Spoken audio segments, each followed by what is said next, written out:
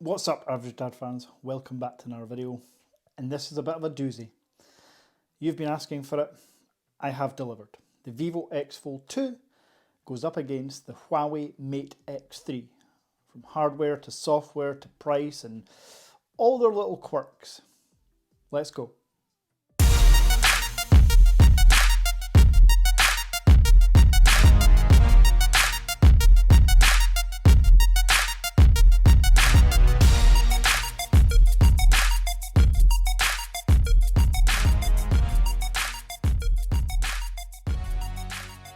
Before we get into the video, it's housekeeping time. You know I have to do it.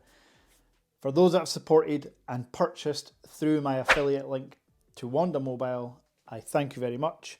It means a lot, and hopefully it is going to result in a significant discount code being applied to my affiliate link for all of my viewers and subscribers, so stay tuned for that.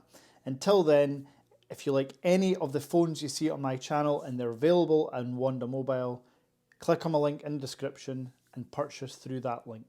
And if you haven't already, hit the like button for this video because it's going to be a banger.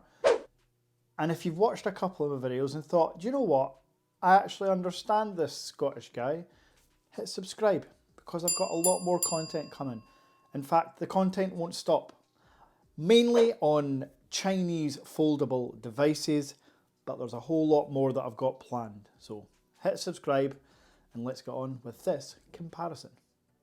Now, having owned every single variant of the Vivo X Fold, I feel I am well placed to do this comparison. However, I don't have the Vivo X Fold 2 in my possession anymore. I sold that to a very trusted, loyal subscriber and friend.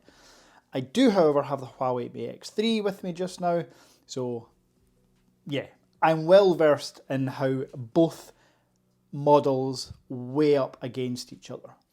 The very first place to start has to be with the dimensions, the size, the screen size, all that good stuff. So starting with the Vivo X Fold 2. The Vivo X Fold 2 is the thinnest and lightest version of a Vivo X Fold yet. Yes, this is, believe it or not, the thinnest and lightest. So weight-wise, the Vivo X Fold 2 is 279 grams. That is a 36 gram difference between the Vivo X Fold and X Fold Plus. So a significant improvement because if I'm being honest, the X Fold and X Fold Plus were quite heavy. As far as thickness, the Vivo X Fold 2 is 12.8 or 12.9 millimeters.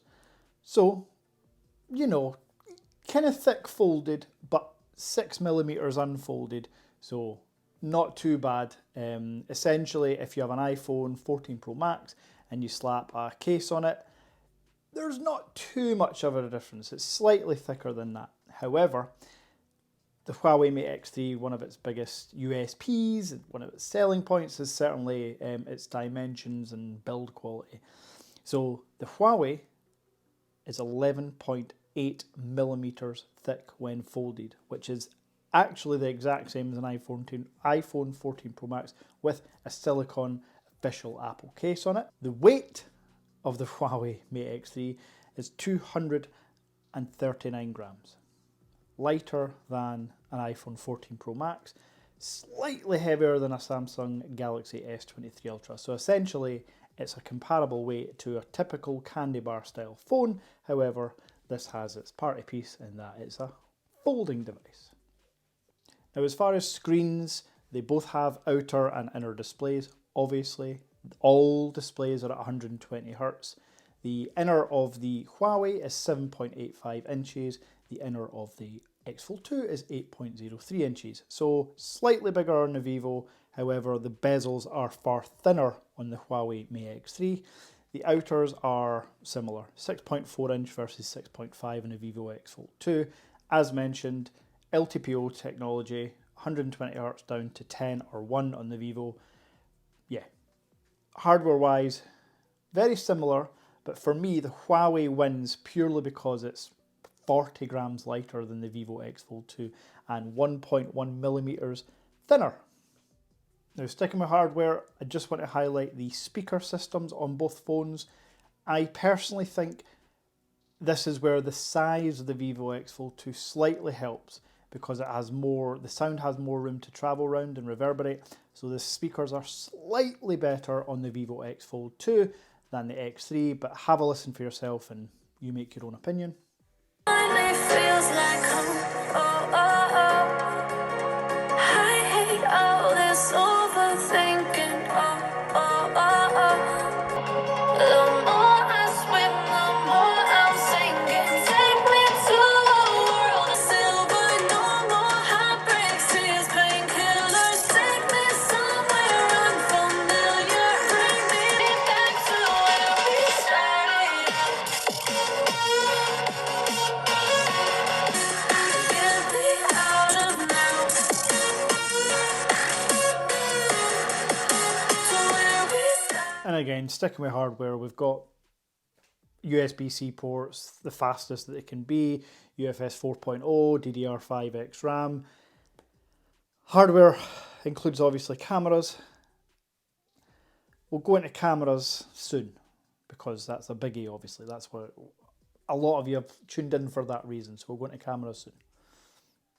Now, software-wise, these two phones couldn't be any more different. The Huawei has had a global launch. So I purchased this Huawei from Huawei.com, and it has been released in the UK and other parts of Europe.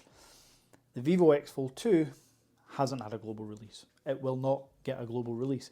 It is a Chinese only variant, hence why I mention you can purchase through my link in description at WONDA Mobile. And if you pay by bank transfer, you'll get 3% off.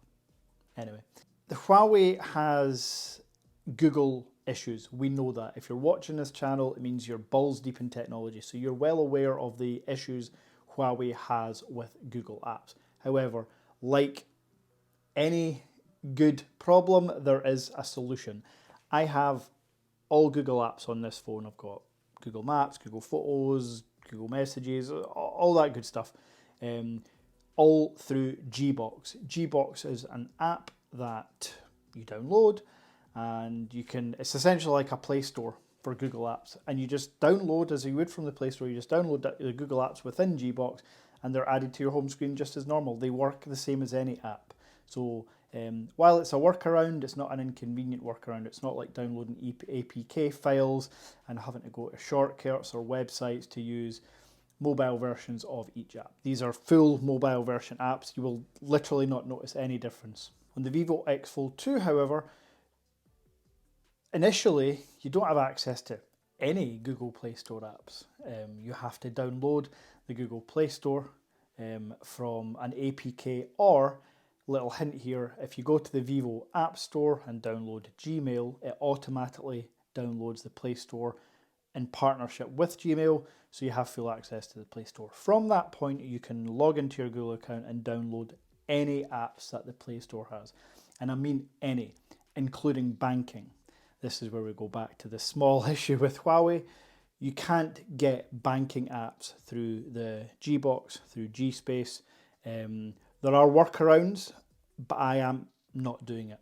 I've got other devices that have banking apps on that, to be honest, I trust. Don't really feel comfortable side loading or APK files when it comes to banking. So I haven't downloaded any banking apps. However, as mentioned, there are workarounds to it. Now let's talk cameras. The Vivo X Fold 2 has a great camera system. It's a triple setup. It's got a wide, an ultra wide, and a telephoto. The Huawei has a wide, an ultra wide, a telephoto, and periscope zoom lens. This for me has been the most confusing, and I don't know, I can't get my head around why Vivo would take away a camera in their latest device. So for context, the Vivo X Fold and the X Fold Plus had a 5x periscope zoom lens, and they took it away on the Vivo X Fold 2. I don't know why, but I know that Huawei has a 5x periscope zoom lens, and I'm currently taking lots of pictures for a camera test video, and I can tell you 100% the cameras on the Huawei Mate X3 are better than the Vivo X Fold 2. Not only because they have a 5x periscope zoom lens, but because they seem to gather more light, because of whether it be software or the actual lenses are better. Huawei, if you didn't know this already, are the best camera phone manufacturers in the world. Fact. What I would say is the Vivo is certainly not bad. Bearing in mind we're speaking about foldable phones, so they have to fit the camera technology in here. And that's with a very minimal camera bump, to be honest. Same with the Vivo. They have to fit in half a phone essentially and still maintain a minimal camera bump. So super impressive photography from any phone, let alone foldable phones. Now, it would be remiss of me not to talk about price, since we're talking about foldable phones. There's clearly, they don't come cheap. The Huawei Mate X3 is £1,999 or $2,199. Vivo X Fold 2 for the same 512GB variant is £1,400 or $1,580, round about there. So roughly £500 to £600 or $600 to $800 difference. Yeah, it's a considerable amount of money, I know. And I can't tell you which is a better deal. If you're purely money driven and focused on, and you've got a tight budget, then it's obvious. Go for the Vivo X Fold 2, you will not be disappointed. If your budget is a bit more relaxed and I had to choose between the two, which is I know what you're all waiting for, I feel really bad. I'm still a Vivo Army leader. Don't worry, my X Fold Army fans, but I would choose the Huawei. The Huawei, I don't know if it's just the mystique or that rebellious, you know, when you do something, like feel like you're doing something wrong and it just feels better for it.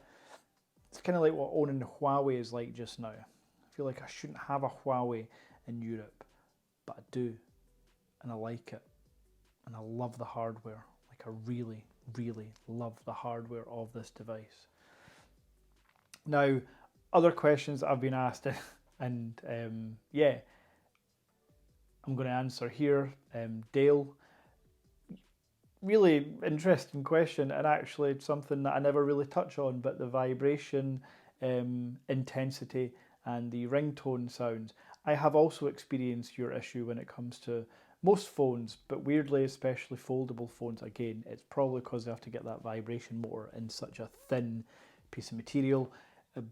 But the Huawei and the Vivo X Fold 2, sorry to burst your bubble, they're both just as bad when it comes to the vibration and weirdly the sound. The sound I think is just, that's good. If it's your Vivo X Fold 2 you're not hearing as loudly, then that's probably true for all phones, because the speakers certainly go as loud as any other phone I've had.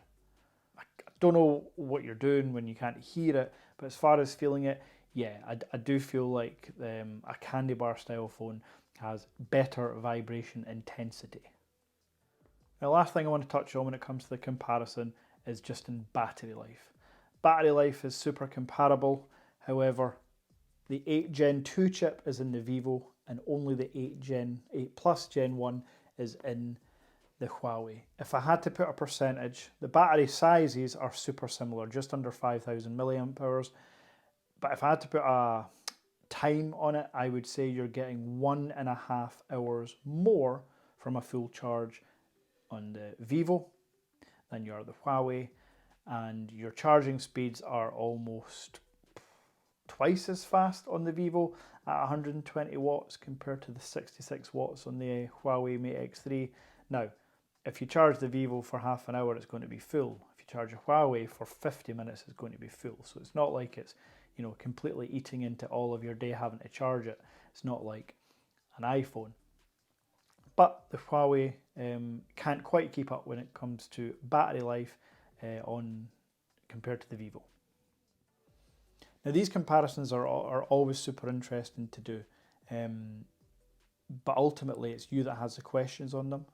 So in the comments below, leave me any questions I haven't had time. I don't want to make this a 2-hour-long video talking about every single tiny speck and the minutiae of everything that goes on into these phones. So leave a comment down below if you've got specific questions. Android Auto, by the way, doesn't work on either phone. There you go. Google Pay works on both phones. There you go. But any other comments, leave them down below. As I mentioned already, really appreciate the support. We're closing in slowly on 3,000 subscribers, which is, you know, tiny compared to other tech channels, but I like to think of my subscribers as quality, not quantity. So I have 3,000, nearly 3,000 quality subscribers, and for that I am very grateful. So until next time,